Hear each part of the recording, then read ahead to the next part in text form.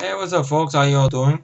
Me once again, and I'm gonna do this kind of little bit of vague review for a movie that I finally got a chance to see. Finally, I know it's been a while, but finally got a chance to see this movie. And that movie is the 2008, I mean, criminally underrated, uh, supernatural, I would say, horror movie, Mirrors. It is actually a DVD I was borrowed from my aunt. My aunt loaned this to me and stuff like that. I had it there for a while. I know my mom also has this on the DVD as well. I think she forgot she had it, so I borrowed it to check it out. But it was sitting on top of there, and I was bored on the computer. I didn't know what to do. By the way, good job, Michael and Matt. I know they're doing those 5 films, random movies they're doing. You guys are kicking ass with that stuff, by the way. Keep up the good work. And especially you, Matt. I hope you've gotten some rest and some sleep, so you can get all the Burt Reynolds out of your system. No, but seriously, you guys, you're doing a good job, and Michael's doing a good job, so you guys keep it up. I know Mike also did Ultimate Rant, which I haven't seen yet, but I'm gonna see it soon. And I know there's a laser disc, DVD, I think VHS update he's got as well. So I'm gonna check those out soon on the way. But anyway, there's the movie I want to talk about now. Came out 2008, and this film here, because I remember Matt reviewed this a while ago. I think he reviewed this movie twice. I know he reviewed it on the older account, then he reviewed it again. And I think he left, he did, I think, drop some spoilers in there. But I haven't seen that review in such a while. I actually forgot what some of the spoilers were, except the ending part, which I'm not going to blow out the water because I do want you guys to check it out and stuff. Of course, this is released through 20th Century Fuckface. So this is 2008. I think it's before you could say, I don't know, was it 2008? You could say, I think right after that year, I think that's when their movies would start going boop. But I think this was their last good one they did. I know you have 127 hours, you have Unstoppable, okay. But like I've said before in the past, don't give these people a fucking franchise or a superhero movie. Don't give them none of that shit. Something very run of the mill like this, I say give it to them. But other than that, and I think this is a remake. I'm not sure of the same title. I don't know if it's a French or an Asian movie and stuff like that. People might say, "Oh, it's like The Grudge and The Ring," but those movies, for some reason, didn't draw me in or interest me. I've never seen them. I know it's unfair for me to say that. They didn't, but just I don't know. The trailers didn't get me. The stuff I heard about them didn't get me and stuff. I was neglected to watch this one, but the reason I wanted to watch it because I heard good things about this guy right here, Mr. Kiefer Sutherland. He did a great job in this film. He caught a lot of flack for this role. People mock his role. I thought he did it. He knocked it out of the park. The man has not lost his touch. I know. I don't know if it was around this film or toward the time he was working on 24. He was battling a drinking problem. I hope he's cleaned himself up or whatever. But he has not lost his touch, in my humble opinion. The movie is I would say the second American movie that's written and directed by the talented Alejandro Aja. I like this man's work, and after this movie, he will go on to direct Piranha 3D, which I could watch. It's a little bit of a kind of a fun splat movie or whatever. But even that film, to me, now I think about it, doesn't feel like it's his movie though, and stuff like that. But I can still watch it though for what it is. But this movie, The Hills Have Eyes remake starring Matt, High Tension, even P2. That's a movie I would like to revisit someday. I remember seeing it a while back. That's a good thriller, Wes Bentley and stuff like that. It's not a bad movie at all. I think he came on as a writer for that. I don't think he directed that one, but this one he wrote and directed, and he wrote it with Gregory Lavassier, who, believe it, I think he was also the same writer who helped Alejandro Aja write High Tension. That's a film at one point I held in high regard, but it's not a movie I watch a lot and stuff like that. I agree that it has its little problems and stuff, but Hills Have Eyes remake is his best. I'll put this right next to there, to be honest. Even though that one's, well, I mean, you guys know why I prefer that one over this one, but this is not a bad film. Yeah, this has got a 6.0 on IMDb, but I think Hills Have Eyes remake has a higher mark, and I'm willing to bet I guess High Tension has a higher mark. But the DVD has the unrated theatric versions. I don't know what the difference are. I saw the unrated cut. Now, I've gone on 5 minutes. People say, well, get into the plot. The movie is basically about this guy, Ben Carson, who's a former NYPD detective, former. And it's played by Kiefer Sutherland. And when we first meet him, we see he's sleeping on his sister's couch, Angie, who's played by Amy Smart. So it's good to see Amy Smart in the movie. I liked that their rapport together. I said, you could tell, them as brother and sister because it seemed like you buy them as siblings, which I liked it. And we basically find out, I guess he used to be a detective. We get the idea he might have had a drinking problem, and I guess somebody had gotten killed when he was on duty, and he blames himself for it. And during that process, it cost him his marriage. He was married to this woman. I want to get the actress's name.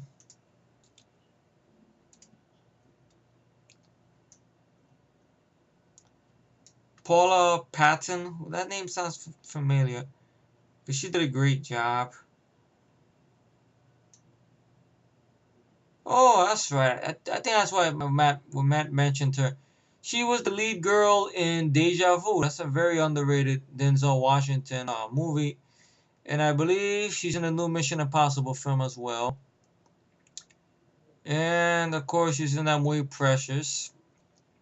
Sorry, not my kind of movie, but I'm sure it got some good notes to it. But just, I don't know, it's just too downbeat for my taste. And I think she was in the movie Hitch as well. Good actress. I think she's working on some movie now called Disconnected. Or whatever. I know I kept thinking, I know I seen her before somewhere. That's where I remember her from. Deja Vu. That's another one I gotta get in my collection. Denzel Washington, Tony Scott. She was that girl that Denzel Washington's character was trying to save and everything. But so he's I guess sort of separated with her. He has 2 kids with her. You haven't seen in the beginning of the film where he's trying to communicate with his kids and everything like that. She gives him some shit about it and stuff. Very good acting performance by Kiefer Sutherland because you really feel sorry for this guy. He's trying to put back his life together. He takes his job as a night watchman, security job, at this old burned out, I guess, department store called the Mayflower that burned down during the early 50s. So he takes this job for whatever, to be a night security, just to watch the place, help make ends meet or whatever. So he's trying to get his life back together and get out of his sister's house and everything. Even though she always tells him he's more than welcome to stay, but he don't want to oppose. So a lot of weird stuff start happening when he's there. Alejandro Anja really knows how to build tension. With the way the scene is, the way the camera moves and everything. Amazing, just amazing. And some weird stuff start happening regarding mirrors and stuff. And Kiefer Sutherland, thinks at first he's going crazy a bit. He tries to tell his sister about it, Amy Smart. She tells him maybe because he's taking these pills that's helping him stop drinking some high medication, maybe side effects and stuff. But he swears it's not. And make a long story short without spoiling anything, his sister ends up being killed. And Kiefer's reaction to this, to me, it's heartbreaking. It's real. And I don't know why, whenever a male actor reacts like that in movies, I know Peter Berg caught the same fucking flack for Shocker. For some reason. Oh, that's a horrible performance. Why? It's natural. So I noticed that. So then he full-blown investigates what's going on and everything like that. And there's a lot of twists and turns. You know, I'm not gonna say how Amy Smart's character gets killed, but all I can say is that it starts out CGI and it's one of those things you go, what the woo? You're like, wow. You know, like it's practical, but it starts out like let's do use the CGI in the right way. Like I've always said in the past, CGI if you use it the right way, it's no problems. Like I know some stuff in practical you cannot do. You need to do with CGI, but you know, you guys know the story about that already. But great acting, good pacing, great score. I want to get the guy who did the score for the film. Let's see. The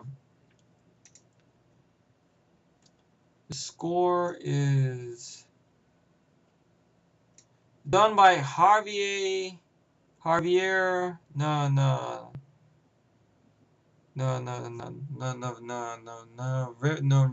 Verdi. Right, guy's name, right? Beautiful score, you know. Is it as good as Taman Dandy's score from Hillside Rise remake? No, but still, for the tone of this film, it's done the right way and stuff. In my humble opinion, the guy is from Spain. He's done the score, I guess, for Pan's Labyrinth.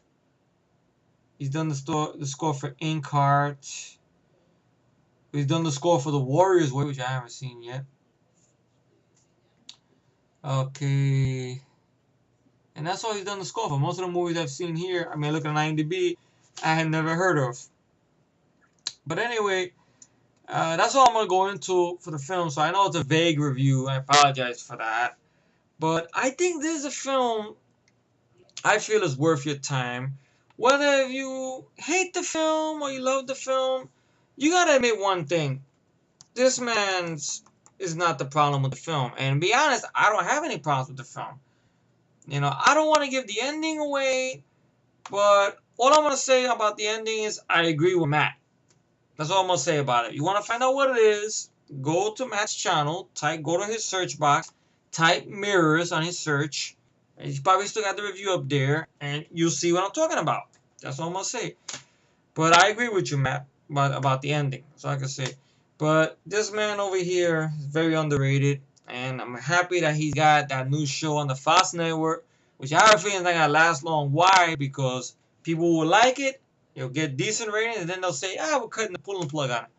And I know right now, I guess they're cooking up that 24 movie, which I never got into the show, but I've seen clips here and there, and I know it's a good show and stuff. I know it helped resurrect Kiefer Sutherland's career and stuff. But very good film. A movie that scares you in the right way with acting. It uses, supernatural elements well and atmosphere well. The score is done the right way. Alejandro Aja and Gregory, his buddy Gregory. That's all I can say. I can't pronounce his last name. It's a French last name. Vazia, if I got it right way. Once again, wrote a good script. And I don't think this movie deserves all the flack it gets. Honestly, I don't. So with that being said and done, rating for this film is, without a shadow of a doubt, is 10 out of 10. I'm glad I finally seen the film. I know it took me long to see it, but eventually I seen it. And I enjoyed the film a lot. I think it's very underrated. This man is very underrated as well. And it's a movie I feel you guys who haven't seen this film should check out. I'm aware there's a straight to DVD sequel, which is a standalone sequel, doesn't connect to this movie at all, which I heard was a decent time waster. But part of me wishes they could at least continue the story with this movie, though. I don't know why they didn't do it. Maybe it could happen if this builds a cult status, but I don't know.